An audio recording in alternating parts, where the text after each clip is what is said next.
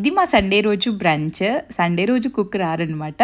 So, నేనైతే 1 పూట compulsory dosa చేయడానికి ప్రిఫర్ చేస్తాను. ఎందుకంటే ప్రణీత్ ఫేవరెట్ అది.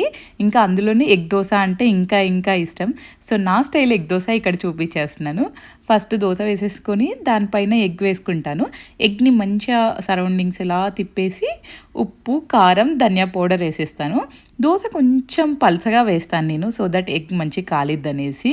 అండ్ నేను యూజువల్లీ నార్మల్ దోసలోకి ఆయిల్ వేయకుండా ఉండడానికి ట్రై చేస్తాను. బట్ ఎగ్ దోసలోకి కొంచెం కావాలి. ఎందుకంటే ఎగ్ మంచిగా ఫ్రై అవ్వడానికి.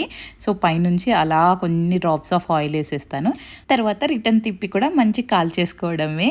ఇంకో టైప్ కూడా నేను చూసాను. ఫస్ట్ డే కప్‌లోకి ఎగ్‌ని బీట్ చేసుకొని అన్నీ కలిపేస్తారు. అలా కూడా నేను ట్రై చేశాను. నాకు దానికంటే ఇలా కొంచెం ఎక్కువ నచ్చింది. మీరు కూడా ఒకసారి ట్రై చేసి ఎలా ఉందో నాకు చెప్పండి. ఇది Praneeth's very very favourite tiffin. Climate అయితే క్రేజీ ఉంటుంది.